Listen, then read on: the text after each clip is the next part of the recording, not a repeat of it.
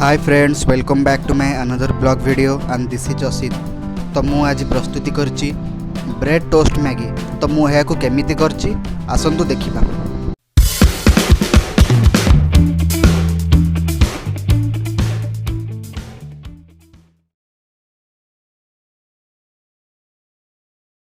तो प्रथमे मु गोटे सस्पेन रे मैगी पकेइली और ଏହା को सिजेबा पई किछ समय छाड़ देली।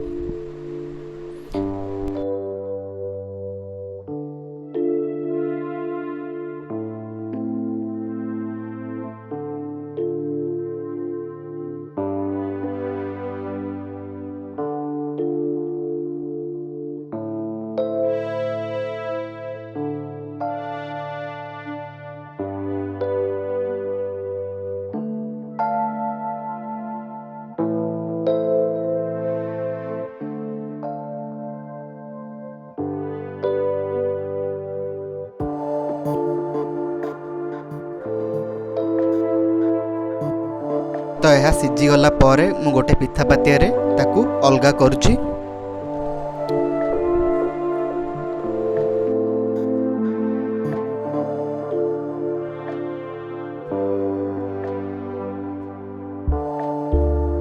तो यह परे से मैगी रे थिबा मसलाटा पकेइली और यह को मु भलो भाबरे घांटी देली। एट देखंतु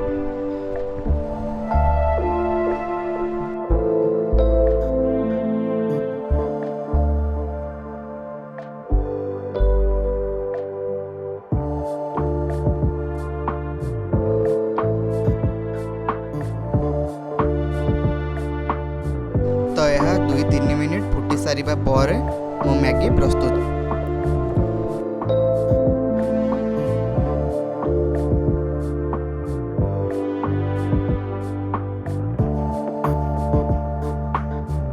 तो आम घरे ब्रेड टोस्टर थिला। देखंतु मु प्रथम ब्रेड टाकू लेफ्ट साइड रे पकेली, तो आउ सेकंड ब्रेड टाकू राइट साइड रे पकेली। तो यह को टोस्ट करिया पई 3-4 मिनिट छाड़ देली। तो 3 मिनिट परे एट देखंतु मोर ब्रेडटा टोस्ट हो गला। तो यही भाव में आटा जाक ब्रेडटा टोस्ट कली। तो मु यहाँ पर ब्रेड उपरे सिजवान चटनी गुड़ाक पकेली। एटा आपण माने देखंतु।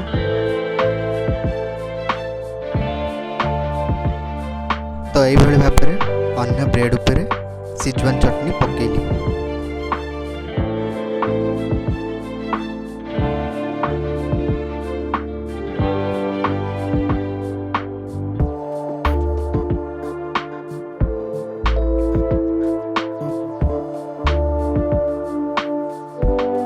ब्रेड उपरे सिजवान चटनी पकेला परे मु यहाँ को हाथ रे भलो भाव में स्प्रेड कली।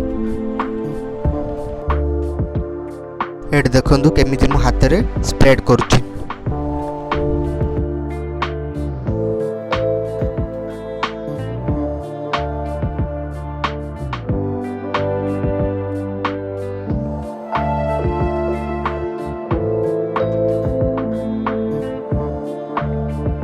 ब्रेड रे सिजवान चटनी स्प्रेड कर साला परे एहा पर मु मैगीटा पके की स्प्रेड कली। एट देखंतु